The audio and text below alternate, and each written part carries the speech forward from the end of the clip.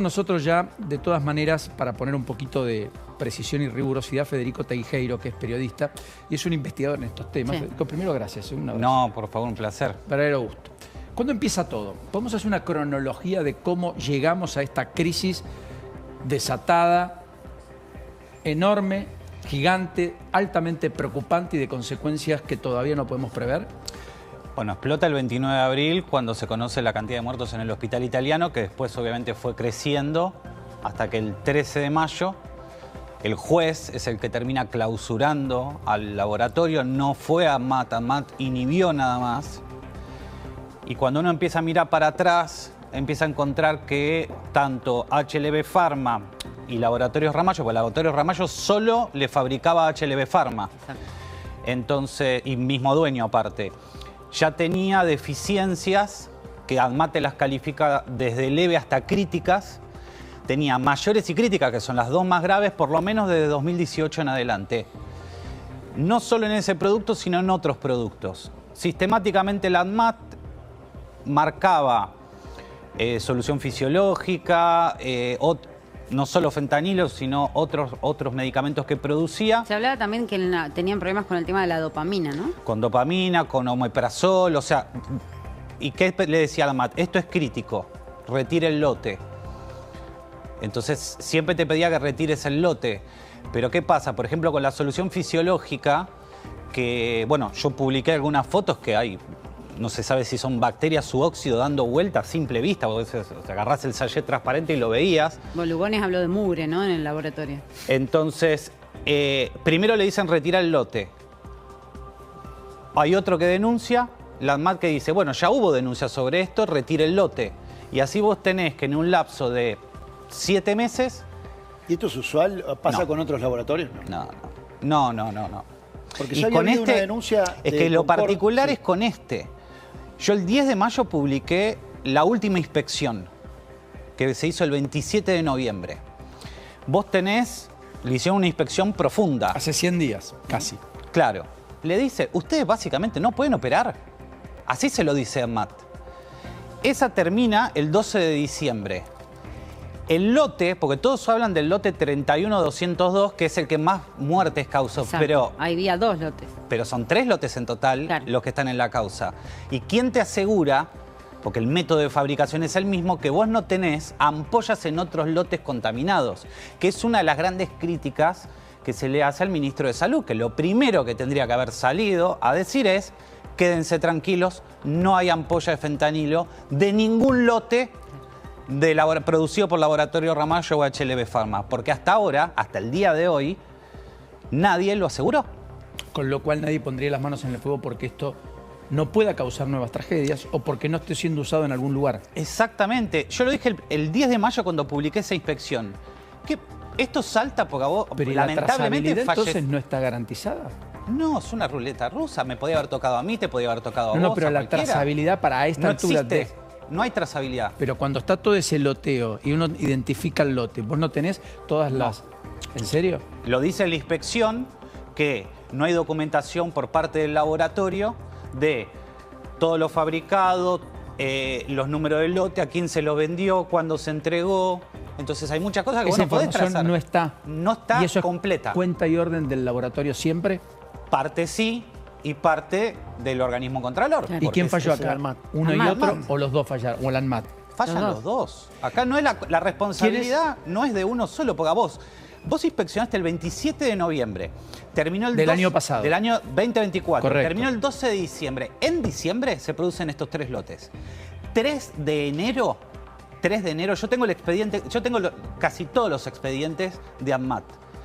Entonces lo podés seguir con los pases. 3 de enero se dice, bueno, vamos a emitirle una carta de advertencia al laboratorio, que es la sanción más leve que le puede aplicar la ANMAT. ¿Cuándo sale esa carta de advertencia? El 10 de febrero, firmada, que esa también la publiqué y la di a conocer el 10 de mayo, por Mantecón Fumado, que es la directora del INAME, del Instituto Nacional de Medicamentos, y por Nélida Agustina Vicio, que es la titular de la ANMAT. Entonces, el ministro de Salud no puede salir a decir que a las 2 horas que se enteró, Vicio clausuró, porque lo tendría que haber hecho en febrero. Con lo cual, Porque si no, vos no ponés la firma. Estoy reconstruyendo todo Sí. lo que está ocurriendo. Los lotes del fentanilo que aparecen contaminados, la justicia determinará si en planta o por la trazabilidad, la logística o lo que sea. Lo más probable es en planta, esa es la principal hipótesis, pero dejemos actuar a la justicia que haya hecho y prueba. Fabricados en diciembre empezaron a ser administrados a partir de enero de este año. Sí, en realidad te diría a partir de febrero, marzo, Marzo. porque ahí hay un lapso entre la distribución y que vos lo empieces a usar. O sea, Vos marzo, fíjate que el hospital italiano no necesitó usar ese lote hasta abril, porque a ver, muchos hospitales ¿qué hacen? No compran cuando se le acaban, compra antes de que se le acabe. Entonces tenés una bisagra hasta que quizás empezás a usar el producto. Está muy bien, pero entonces déjame seguir esta línea Sí. argumental. Si el 10 de febrero tuvo una advertencia y actuaba en consecuencia y retiraba preventivamente los lotes, nadie hubiera No. sido víctima del fentanilo contaminado. No, pero esta vez la ANMAT no lo hizo. No le pidió el retiro de los lotes. Pero ¿por qué ANMAT no pide el retiro de los lotes? Habitualmente cuando esto ocurre, cuando desde la ANMAT se hace esta advertencia, esta carta de... La carta de advertencia es por las casi 100 deficiencias que tiene Por la eso digo, inspección. cuando hace una carta de advertencia de un lote Le de advierte a la otro empresa. lote, La carta de retira- advertencia no es por este lote, porque todavía no había saltado. Acordate, Claro. estamos Es por en lo que febrero. encuentran en el laboratorio en Es un general. ponerse Por eso las digo. pilas en función de Es, lo- vos Pero cuando no eso tenés ocurre, personal idóneo. ¿retiran lotes?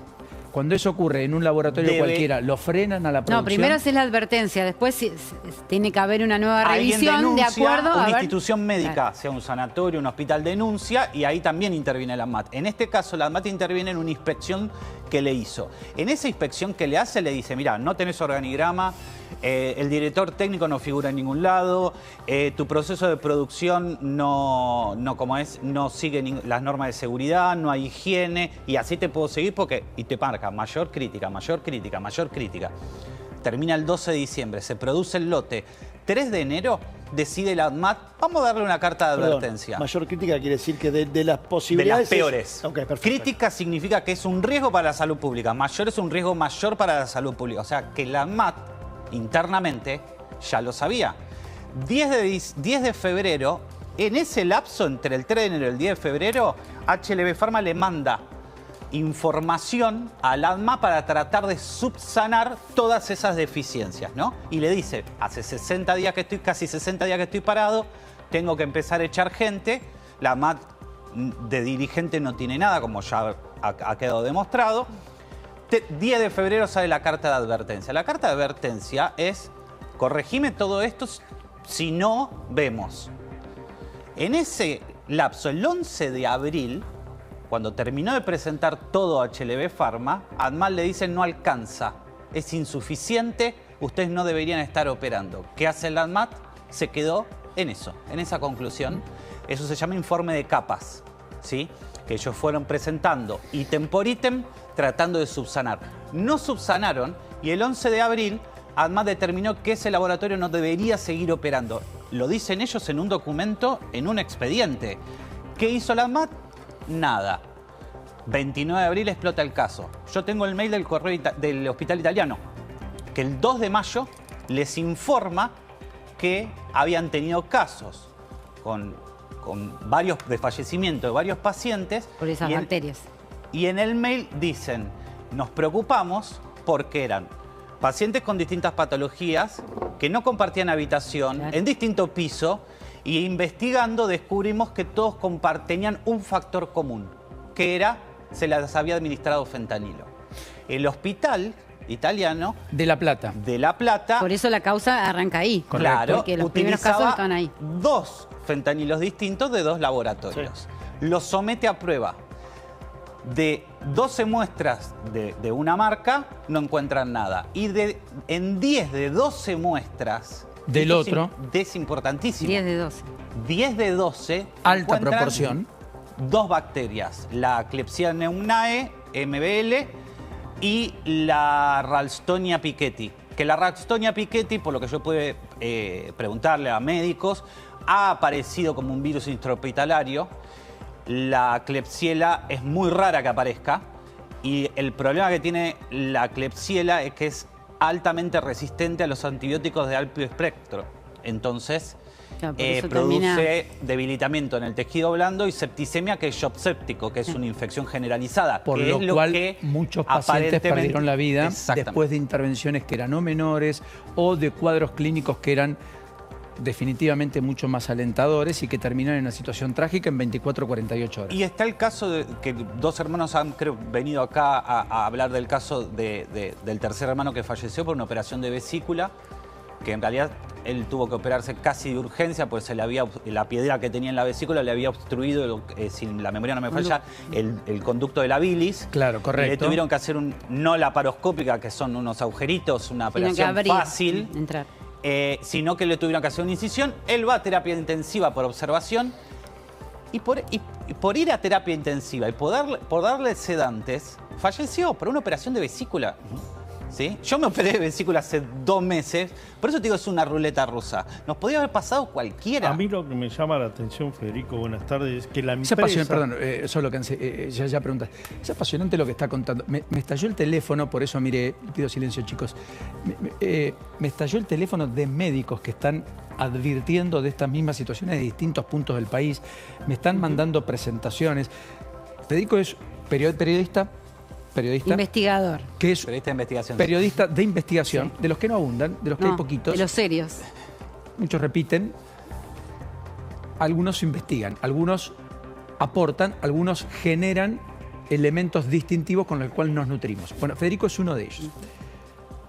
Sometido a errores y errores humanos. Lo importante es no superar la cuota diaria. Ahora, lo que está contando alumbra mucho la génesis de qué estamos diciendo, de por qué llegamos a casi 100 muertos, de un registro que todavía está abierto de víctimas fatales eventualmente, de familiares que están encontrando o buscando alguna verdad que la justicia va a tener que allanar en un complejo entramado de irregularidades, no solo de quien vemos en imagen allí, García Furfaro, del laboratorio que él presidía, con todos los múltiples negocios que conlleva la propia figura de García Furfaro por detrás de él, sino de los organismos reguladores a los cuales la sociedad, vos, yo, todos le confiamos la salubridad de todos los tratamientos a los que nos sometemos en hospitales o clínicas donde nosotros no resolvemos qué nos dan, qué nos aplican o qué utilizan para intentar salvarnos la vida o mejorar la condición de vida. ¿Se entiende? Ahí no hay mercado posible, no es que alguien elige. Acá y en cualquier otro lugar del mundo.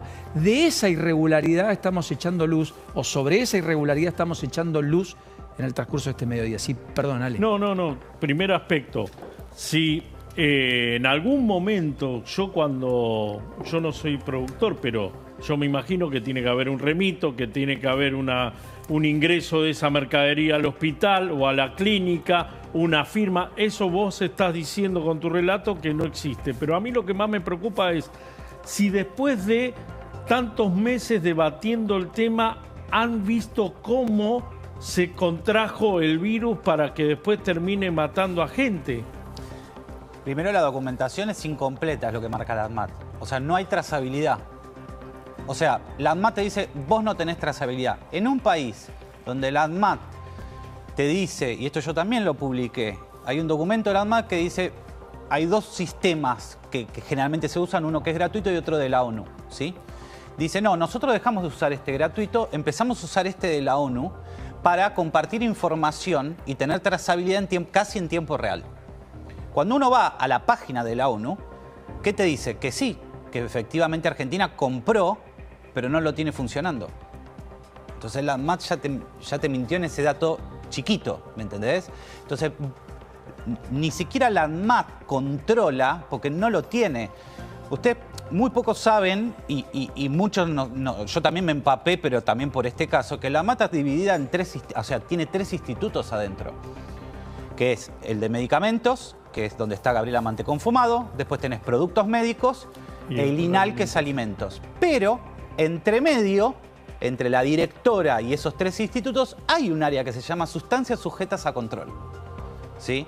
Esa área debería hacer sus propias inspecciones sobre todo lo que son precursores químicos. Ejemplo, efedrina, fentanilo, que pueden ser usados para drogas ilegales. Recordemos que yo asocié con todo esto, tuvimos un caso de cocaína contaminada con fentanilo en 2022. No, en Puerta 8. En un país serio, San Martín. la justicia dice, le pide a la ANMAT, decime de dónde salió este fentanilo. Porque no puede, ¿cómo llega a la calle? Si son productos que tienen que estar, o sea, la trazabilidad tiene que ser impecable. No existe eso acá, hoy. Esa área que se llama sustancias sujetas a control, hace más de 10 años que no hace inspecciones. ¿Cuánto? 10 años. ¿Por una cuestión de corrupción o una cuestión de que no pueden? Son 6 personas. Pues no dan abasto, decís. No, nadie se ocupó ni se preocupó en eso. Claro, está en la oficina, punto. Es un área, 6 personas. 6 personas solo controlan todo esto que estás diciendo, que es tan gravoso. Las inspecciones las hace el INAME, pero no es el es como que vos pongas a alguien que hace inspecciones para alimentos que haga inspección para medicamentos. No, claro, son 2 áreas absolutamente distintas. Exactamente. Con lo cual, a esos 6 hay que ponerle gente urgente, profesionales, especializados, pero rápidamente no puede pasar que el Estado siga siendo vista gorda a temas tan delicados, porque hoy es fentanilo, mañana es otra cosa. Igual el área de precursores químicos, que depende del Ministerio de Seguridad, también intuyo que tiene que tener su gente. Hasta que entra al país. Cuando entra al país deja de tener Ahí intervención. está, claro. Claro. Ya no es un problema de seguridad, correcto. Vos por la página, vos tenés una página de Naciones Unidas que vos podés ver los precursores químicos cómo viajan. Por ejemplo, Argentina, cuánto compró, cuánto vendió, etcétera. Claro. Pero una vez que ingresa al país, vos ya le perdiste el rastro. ¿Quién? Porque hay alguien que tiene que controlar acá, que si entró, supongamos, el fentanilo es un polvo, ¿sí? Y que después, vos lo pesás, ponele, tengo 1 kilo de fentanilo. Le doy medio kilo a un laboratorio, medio kilo a otro laboratorio. Esa trazabilidad tiene que estar. Pero también tiene que estar la trazabilidad de que esos laboratorios utilizaron los medios kilos para los remedios. Claro, si no esa te medicación. pasa lo que pasó con Laboratorios Ramallo, de que tiene 5 kilos de fentanilo que dice que quemó y que tampoco tiene el respaldo documental. No están. Con otro no aparecieron. agravante, en el proceso de producción de una ampolla, vos tenés la construcción de la ampolla, transformás ese fentanilo y el remedio en líquido, lo llenas. Bueno, vos tenés una merma, se te van rompiendo ampollas, etc. La merma de un laboratorio normal que trabaja bien oscila entre el 4 y el 8%. ¿Qué merma tiene Laboratorios Ramallo para la fabricación de ampollas de fentanilo? 25. ¿Cuánto? 25. 1 de cada 4. O sea, que me están disfrazando. Exactamente, está yendo Un lote para cada otro lugar. 4. Está yendo para Rosario, está yendo para Gran Buenos Aires. O sea, y más o menos se utiliza 450 gramos de fentanilo para fabricar un lote. Por eso se habla también del mercado negro. Entonces, si vos tampoco me podés, digamos, presentar documentación respaldatoria sobre esa merma, ¿qué hiciste con el producto de la merma? Porque yo puedo decir que tuve 25% de merma, pero Y sí, los papeles presentame las pruebas. Eso no lo tiene Laboratorios Ramallo. Y hoy Ahora, se habla... Federico, y esa vinculación que hace Hapkin, seguramente después vamos a hablar, pero esa vinculación que hace con el narcotráfico y con lo que había ocurrido en 2016 en aquel laboratorio que explotó en Santa Fe. Y mirá, con el tema con el laboratorio Apolo, que es el de Santa Fe, las dudas que quedan justamente es esa. ¿Qué había en el laboratorio? A muchos les queda el interrogante o está la hipótesis de que quisieron hacer borrón y cuenta nueva. Y se pierde el rastro de un montón de cosas que no se podían justificar. ¿Puedo? A ver, son todas hipótesis, lamentablemente, porque nunca se investigó a fondo lo que es el laboratorio Apolo. Pero lamentablemente digo, tenemos ya Laboratorio Ramallo, que no debe haber operado muy distinto. El tema que tenés un agravante, como decía Paulino, que acá esto pasa porque murieron en principio 11 personas en un mismo hospital. Porque ¿qué pasa si el año pasado murió una persona en algún un lugar sanatorio que no llamó la atención de las autoridades porque hubo tenía una enfermedad, un shock aséptico? quizás tenía una enfermedad más grave? Claro, Sí, entró correcto. quirófano, hizo una septicemia y chao. Claro, Exacto. y entonces nunca vamos a poder saber con certeza cuántas muertes produjo este laboratorio. Federico, quiero apelar a lo más profundo de vos. ¿Vos crees que García Furfaro tiene implicancias? No hay duda. Pero por supuesto. Esto está fuera de discusión. Pero Bien. no, Segunda ninguna discusión. ¿Los organismos regulatorios fueron cómplices por acción o por omisión, entendés vos? por ambas. Por ambos. Porque recibían, yo conté cómo los laboratorios pagaban coimas en la ANMAT. ¿Perdón? Cómo laboratorios le pagaban coimas a la ANMAT para que hicieran la vista gorda. Eso es muy grave. Sí, es muy grave. La Pero autoridad, no solamente ahí habría Varios, sí. no solamente de este ANMAT, sino anteriores también. Sí, viene por lo menos post-pandemia. 2021. Post-pandemia. Sí. Con todo lo gravoso que eso implica. Sí. Donde había que reforzar el sistema de salud, había que dotar de estructura, de infraestructura, de Utilizaban recursos. unas cajas de una golosina. Las tabletas de chocolate generalmente vienen en un papel de celofán, pero hay una que viene en una cajita. A mí me decían que ponían los dólares ahí. Y que depende del laboratorio la cantidad de cajitas de esa golosina, ¿no? No quiero decir No. la marca, pero muchos ya sabrán cuál es.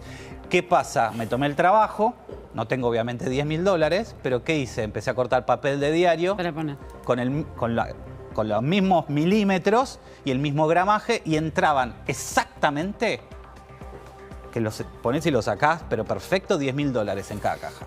Lo último, ¿hubo una renuncia en ANMAT en las últimas horas? Sí. ¿Quién?